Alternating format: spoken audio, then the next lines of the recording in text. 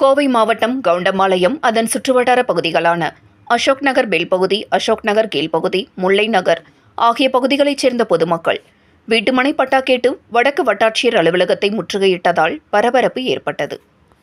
கோவை மாவட்டம் கவுண்டம்பாளையம் அடுத்த முல்லை நகர், அசோக் நகர் மேல்பகுதி, அசோக் நகர் கீழ்ப்பகுதி என அப்பகுதியில் சுமார் 1000க்கும் மேற்பட்ட பொதுமக்கள் சுமார் 30 ஆண்டுகளுக்கு மேலாக வசித்து வருகின்றனர். இவர்களுக்கு அரசின் சார்பாக தண்ணீர் இணைப்பு, மின் இணைப்பு, குடும்ப அட்டைகள், ஆதார் அட்டைகள், வாக்குரிமைகள் என அனைத்து வசதிகளும் உள்ள நிலையில் இதுவரை வீட்டுமனை பட்டாக்களை மட்டும் அரசு வழங்காமல் காலம் தாழ்த்தி வருகிறது. இதுகுறித்து உங்களுடன் ஸ்டாலின் திட்ட முகாமிலும் புகார் அளித்தும் இதுவரை எந்தவித நடவடிக்கையும் எடுக்கவில்லை.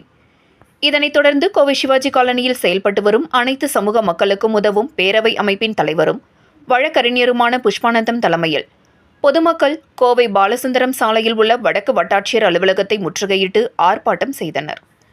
தொடர்ந்து காவல்துறையினர் கேட்டுக்கொண்டதன் பேரில் ஒருவர் பின் ஒருவராக சென்று வட்டாட்சியரிடம் மனுக்களை வழங்கினர். மனுக்களை பெற்றுக்கொண்ட வட்டாட்சியர் இதுகுறித்து உடனடியாக மாவட்ட நிர்வாக அதிகாரிகளிடம் கலந்தாலோசனை செய்து விரைவில் வீட்டுமனை பட்டாக்களை வழங்க ஆவண செய்வதாக தெரிவித்தார். இதனைத் தொடர்ந்து அனைத்து பொதுமக்களும் அங்கிருந்து கலைந்து சென்றனர். இதனால் வடக்கு வட்டாட்சியர் அலுவலகத்தில் சற்று நேரம் பரபரப்பு ஏற்பட்டது. இந்த நிகழ்ச்சியில் தமிழக மக்கள் முன்னேற்றக் கழகத்தின் மாநகர் மாவட்ட செயலாளர் அக்பர் ஷெரீப், மாதவன், பாக்கியவதி, கௌசல்யா, சம்பத்குமார், சுடலைமுத்து, வழக்கறிஞர் குமாஸ்தா செல்வராஜ், பேபி, பழனியம்மாள், ராதா உள்ளிட்ட பலர் கலந்து கொண்டனர் என்பது குறிப்பிடத்தக்கது.